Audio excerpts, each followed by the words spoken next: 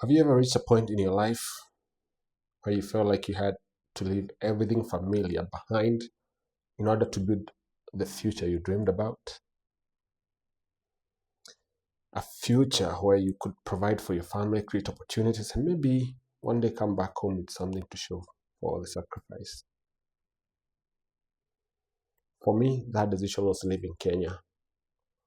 That was in 2011, July 5th. Well, I left on July 3rd. Then I was on the air on July 4th, and then I arrived in Seattle, that's what they call it, on the day after Independence Day. That was in July 5th.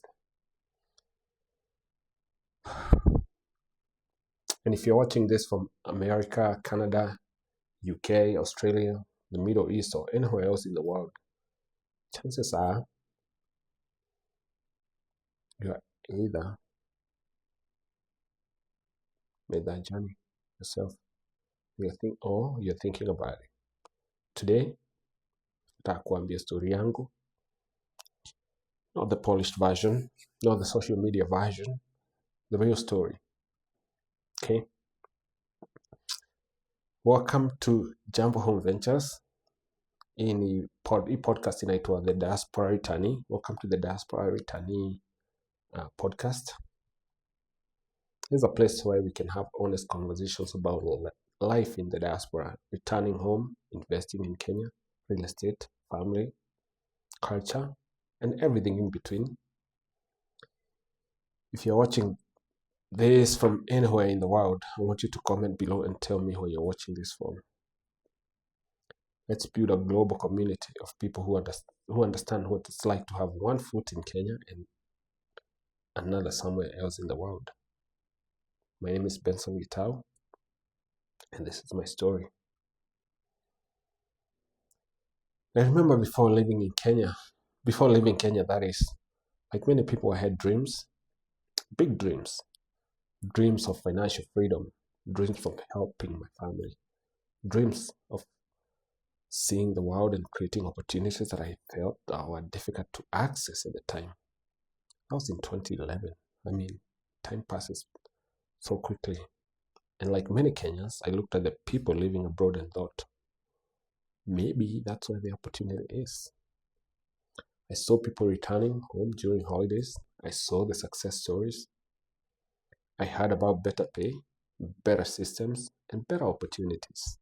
And naturally, I began imagining what my life could look like if I took that leap. Living in Kenya wasn't easy. This is my home. This is where my roots are. This is where my memories are. This is where my family is. But sometimes growth requires discomfort.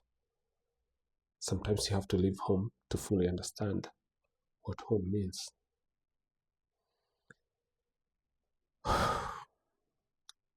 When I first arrived abroad, that was my port of entry was, I believe, Chicago, Ohio Airport, and then I went to Seattle. Everything was new. There was excitement, man. The roads, the buildings, the systems, the culture, even the simple things felt different. Like, for example, I can give you an example. When I was crossing the road, I could just press a button and then it will show someone crossing the road, and then I'll just cross and all the vehicles are stopped. That's unheard of in Kenya. You literally can't even do that. You compete with vehicles, even on a pedestrian path. Pikis, they do this. It's crazy. It's a crazy life out here in the jungle, man. Anyways, for her, I felt like I had finally arrived at a place where all my dreams would come true. But then reality showed up. The bills showed up. The responsibilities showed up. The loneliness showed up. Nobody talks about the emotional side of immigration.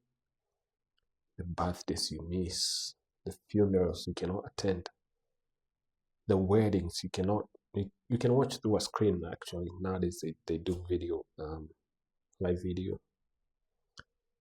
The moments with your family you never get back. I mean, those are priceless. You are surrounded by a million of people and still feel alone.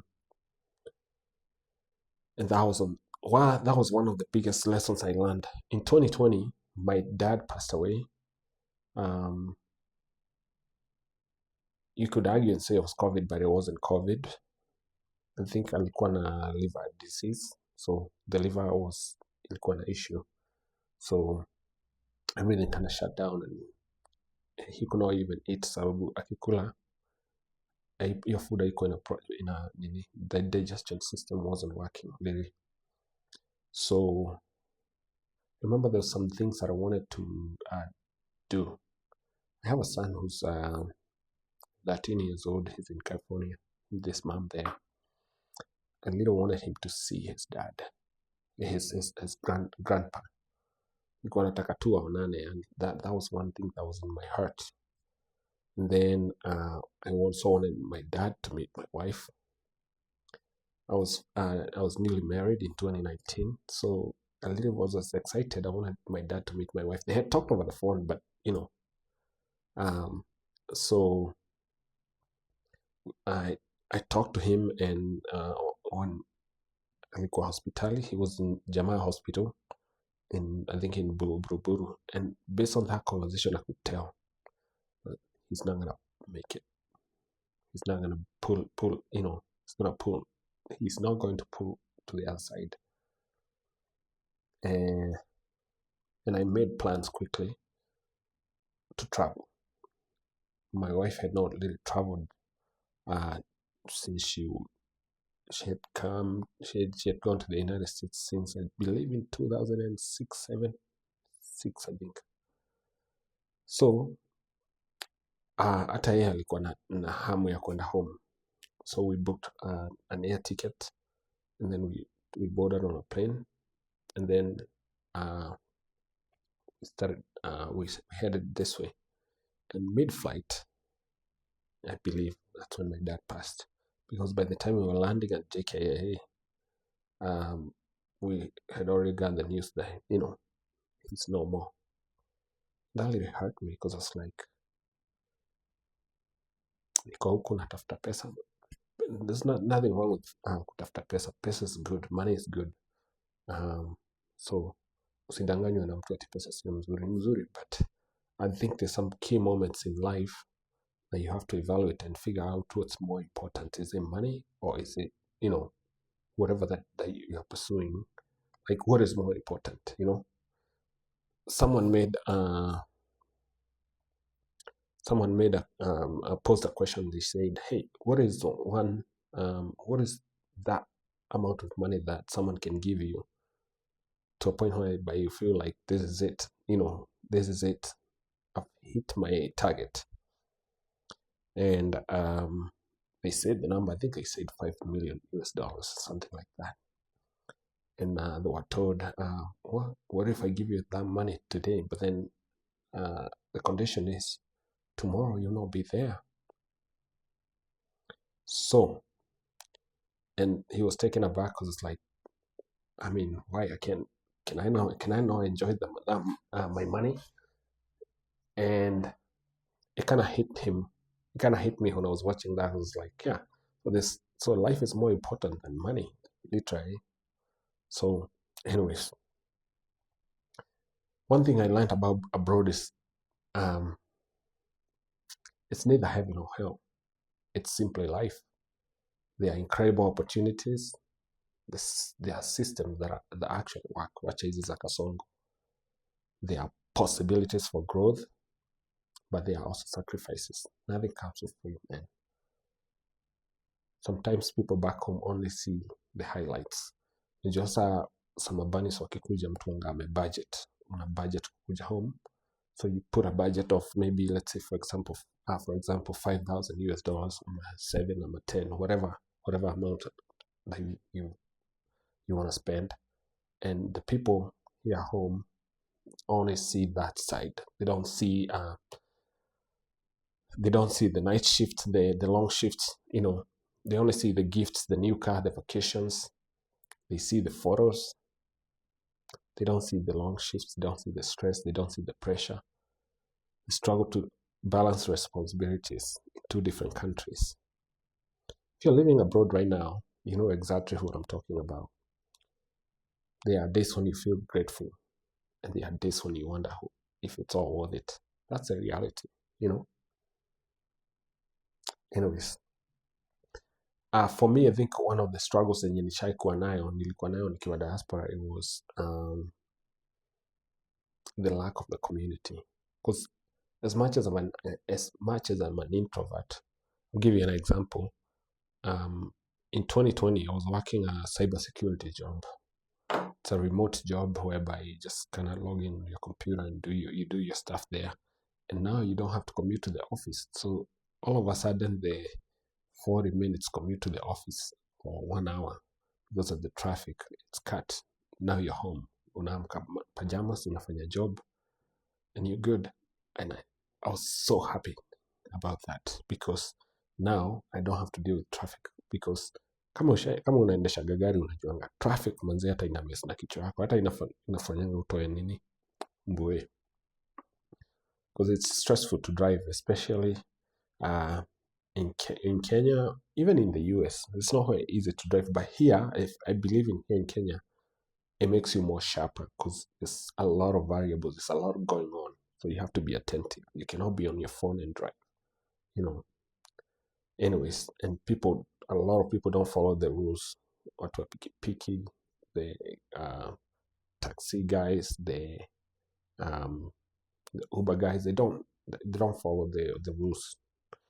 Anyways, matatus, it's, oh my goodness. You know what's funny? There was going to be, the matatus were going to strike because of the pikipikis, because of the boda. And I heard that and I laughed. And I laughed because I was like, the kettle is calling the other one black. Because it's like, what in the world is that? You are the biggest offenders of the traffic laws, and now you're going to mtagoma ati juu watu wa pikipiki hawafuati sheria. That was funny to me. But anyways, nilikuwa naongelea nini sasa na sasa nimelose, I've kind of lost track of that. The thought that I had.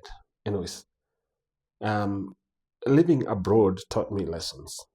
I don't think I could have learned anywhere else. It taught me discipline, especially in military, because you have to be disciplined, man. It taught me planning. It taught me delayed gratification. It taught me the importance of investing. Most importantly, it taught me that wealth is just not money. Wealth is time. Wealth is peace. Wealth is family. Wealth is having options, And over time, I started asking myself an important question. What does success actually look like for me? Is it simply earning more money? Or is it building a meaningful life? That question right there eventually changed everything. Because kama hujaishika pesa, you will not understand. Because right now, the reason why you think that maybe some people are not making smart decisions is because haujashika pesa, unashika pesa na inaisha. Sababu money is a tool. It's supposed to give you options. It's supposed to get you that life that you want to live. The life that you want to live the way you want to live it. Money is just a tool. So one of the things you have to understand is making money is good, but I think the goal at the end of the day is freedom. Freedom to do whatever you want. Use this money to buy you freedom. I think when I made that video, there's a video that I made that went kind of semi-viral. I still have it on my TikTok, on business TikTok, Jambo Home Ventures. Naweza iweka hapa hivi mtaiona. But I'm going to link it on the description. I was sitting, so something happened that day. nilikuwa kwa airport. Nilikuwa home. So let me give you the context. So there's I was doing a side hustle since I'm working from home, and now I've kind of got track of the story that I was kind of telling you guys. So I was working from home, and I felt like it was a blessing to work from home. Now I don't have to commute. And initially, when I started working from home, it felt like this is the best thing ever. So working from home. But then after a couple of months, I actually realized I was living at work. So working from home had turned to living at work because this is my environment, literally. Kuna siku nilikuwa najiforce, I was forcing myself to get out so that I can see the sun. Sababu umeamka in your pajamas, unatengeneza breakfast, ama unatengenezewa, unakula, unaingia kwa computer, unamtoi hapo. And then, because why should I take the kid to daycare and go home anyways? But then also I need time to work. So I put the kid in front of the TV, which is really not healthy at all. A screen all the time. But anyways, at the end of the day, I experienced such a burnout whereby I think going to the office ilikuwa na social value. I had a social value that I didn't quite account when I was nilifurahi sana venye tulipata job the remote opportunity. Anyways, coming back to the other story. So I was sitting so since I'm working from home, I am a very active person. Sipendi kukaa tu yani hata nikiwa anything. Kama leo kulikuwa na mgomo hii agency, and I just could not stay home. Nilienda kwa community nikadistribute ni za meeting zinaitwaje, letters za kuinvite watu meeting Saturday, alafu nikatoka huko. I got out of there and I came back, walked the dog. Yani, I just cannot stay still. So during that time, and even when I was there in America, I could not stay still. I started a side hustle. I bought a small truck to do business, and I started buying. I started going to Facebook Marketplace. I'll buy a washer and a dryer set, and I put variables there, and I'll buy them for $100, $100 for both the washer and the dryer. The ones that people want to dispose, maybe they have a problem, maybe whatever the case may be. Maybe people are moving to, or they're upgrading. Because I loved that, like the wives when they were disposing something. Those are the ones that I loved, because bibi akikasirika na kitu juu haifanyi kazi, anaambia bwanake, toa hii kitu haraka, toa hii kitu hapa, get rid of them. That's why I came in, and I'll buy them and I'll load them in the truck. Ninazileta home, nina fix. It was very easy fixes, and I'll just go to YouTube and I'll Google something, and I had the tools to fix them. And then literally it would take me like an hour to fix, or less than an hour.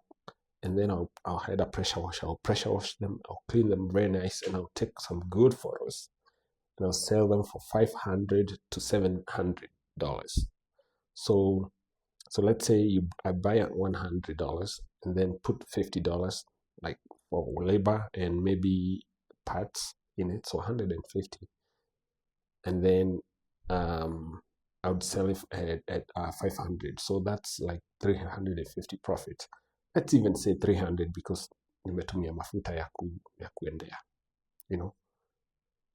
So anyways, that morning, what had happened nilikuwa nimepeleka washer na dryer mahali fulani. I was doing delivery. If I did delivery, I would add maybe 50 bob. Depending na distance, I could add 100 to the price went to the Skigana. And then I delivered the washer, and then the person who I was supposed to meet there was not there. So I installed them and I hooked them up. It was a new house. And then I hooked them up, and then I called them. and then they were not picking up. Because now I'm just sitting there and I'm like, should I remove them and take them with me, or just leave them here and then they would just pay me? I was like, you know what, let me leave them here. Maybe there's something going on in their lives. And then, we'll figure it out. The following day, we had a flight to go to Miami. We were going to, we were taking a mini holiday. We were going to Florida, believe either Orlando or Miami. And so in the morning, I had another delivery that I was going to make. I was going to make to maybe an hour away, and then I'll come back and then we'll catch the flight. Okay. So I woke up maybe around 5 a.m. and then I had loaded the washer and the dryer in the vehicle. It's just starting the vehicle and going. That guy. Anyways, I took and I delivered them and I got paid, but then I'm still not get paid the ones that I delivered yesterday.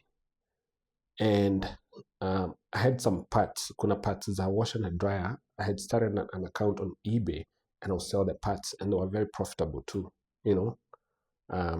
So I went to the UPS and I mailed those packages. And when I mailed the packages and looked at the time, and I'm like, if I don't make it home, I'm going to miss the flight, right?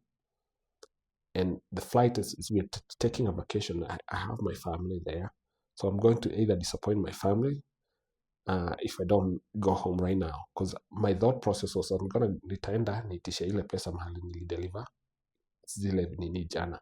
Because I hate it when people play hiyo mchezo ya town. So, but sitting there, and I had to choose what's more important, ni ile pesa ama ni my family. So I was sitting there on the parking lot when I made that video.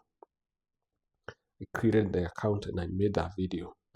It was full of emotion because nilikuwa navutwa his side na his side.